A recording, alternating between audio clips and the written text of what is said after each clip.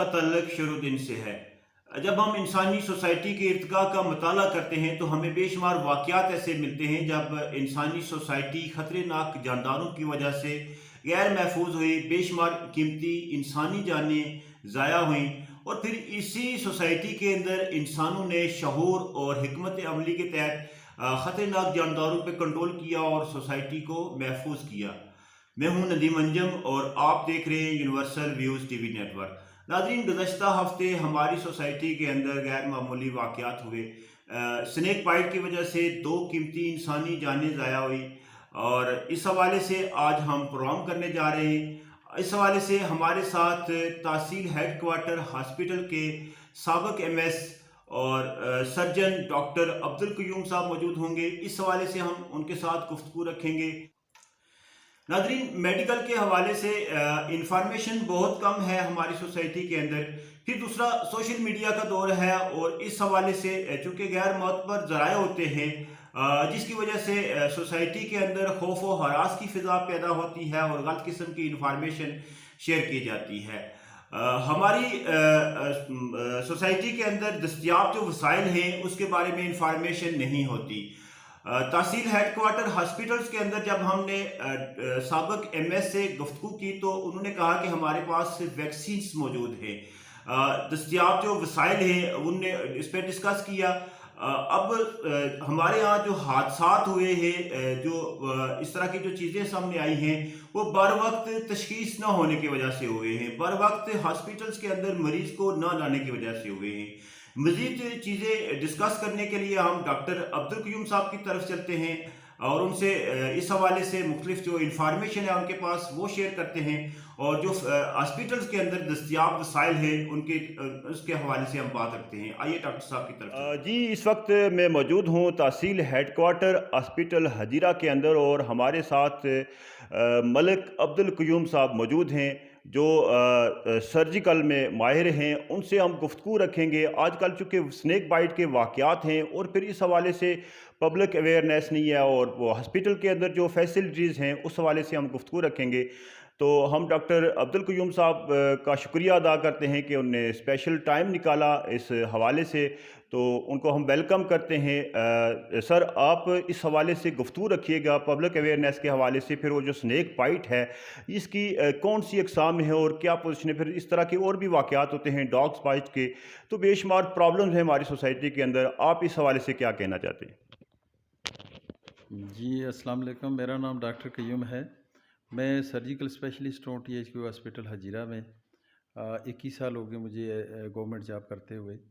तो नदीम साहब का बहुत शुक्रिया, उन्होंने यहाँ टाइम दिया, मौका दिया कि हम यहाँ पे एक बर्निंग इशू है आजकल स्नेक बाइट, उसके हवाले से हमने डिस्कशन रखी है।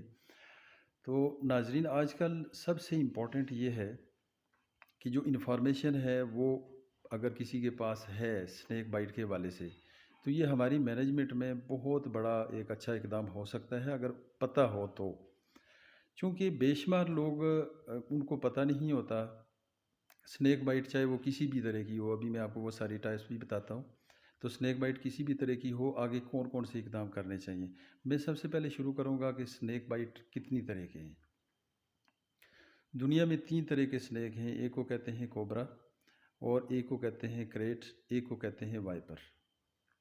इससे हट के चौथी किस्म जो होती है वो पानी में जो स्नेक होता है वो एक अलग है। सी स्नेक कह सकते हैं, वाटर स्नेक कह सकते हैं उसको। अब हमारे यहाँ इस वक्त जो डायलेमा बना हुआ है, जो मसला बना हुआ है, वो सबसे इम्पोर्टेंट क्या है कि जो स्नेक बाइट होता है मोस्टली उसके डिज़ास्टर रिज़ल्ट आ रहे हैं।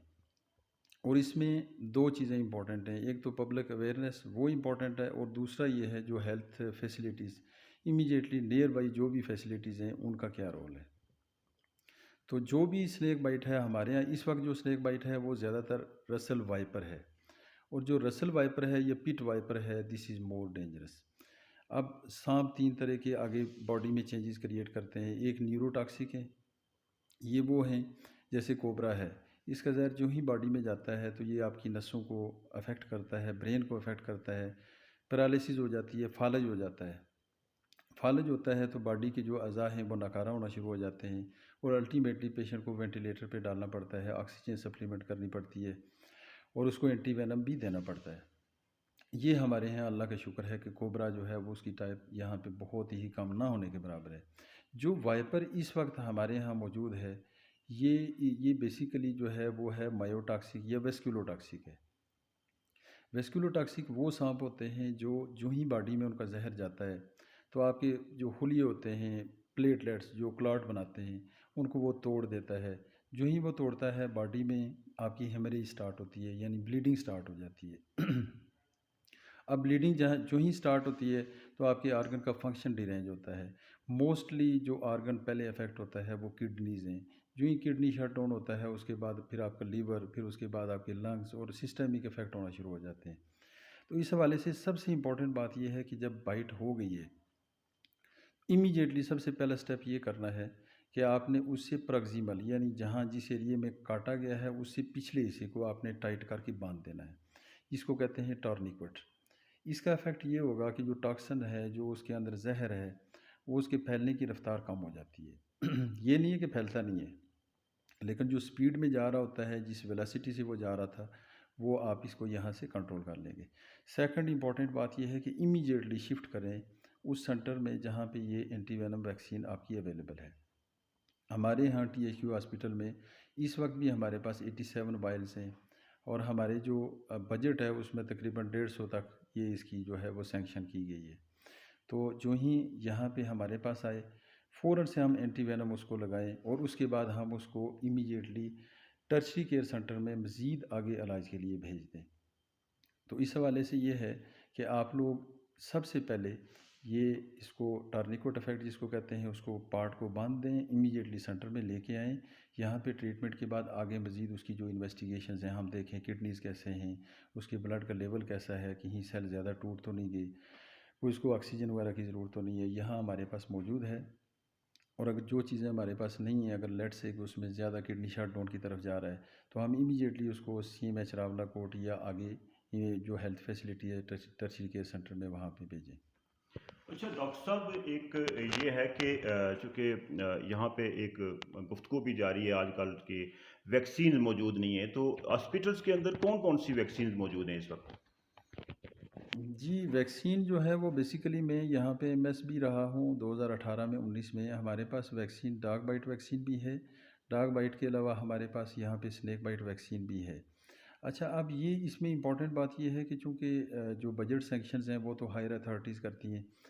तो हमारे पास जो डार्क वैक्सीन है वो हम 1 डोज़ लगाते हैं, बाकी जो उसकी 4 डोज़ेज़ हैं उसके लिए हम CMH में उसको रेफ़र करते हैं।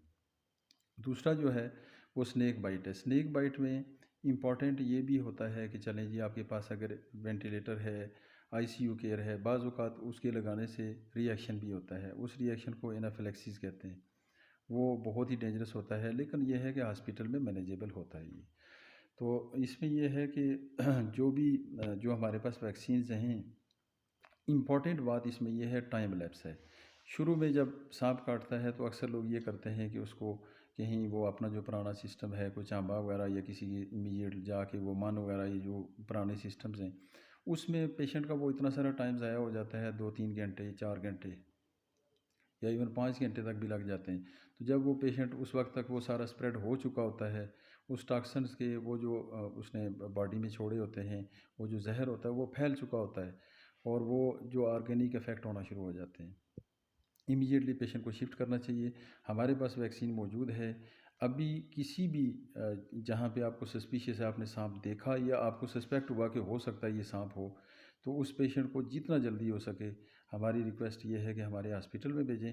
हम इमीडिएटली उसको अगर हम लगा दें वैक्सीन, तो उसके और बजाय इसके कि जो टाइम लैप्स हो गया उसमें वैक्सीन लग जाए, इन दोनों में बहुत बड़ा फ़र्क है। चूँकि बाद में 2-3-4 घंटे जब गुजर जाते हैं तो वैक्सीन का वो असर उतना नहीं होता जितना कि शुरू में होता है। तो मेरी ये रिक्वेस्ट ये है कि फ़ौरन जो ही सांप काटे, एक तो जगह को प्रॉक्सिमल को बांध दें, दूसरा जितना जल्दी हो सके उसको हमारे सेंटर में शिफ्ट करें ताकि उसको जल्दी में वैक्सीन लग जाए और उसका असर जल्दी में जो अंदर जहर गया हुआ है उसका असर जल्दी में ज़ाहिर हो जाए। जी, बहुत शुक्रिया डॉक्टर अब्दुल क़य्यूम साहब। नाज़रीन, आपने इनकी गुफ्तगू सुनी कि यहाँ पे वैक्सीन्स मौजूद हैं और मसला ये है कि जो पेशेंट है या इस तरह के जिसको डॉग बाइट्स का है या स्नेक बाइट का है, उसको फ़ौरी तौर पे हॉस्पिटल पहुँचाना होता है। हम इनसे मज़ीद जो है इस हवाले से एक नशिस्त रखेंगे और आपसे हम इजाज़त चाहेंगे। अल्लाह निगहबान।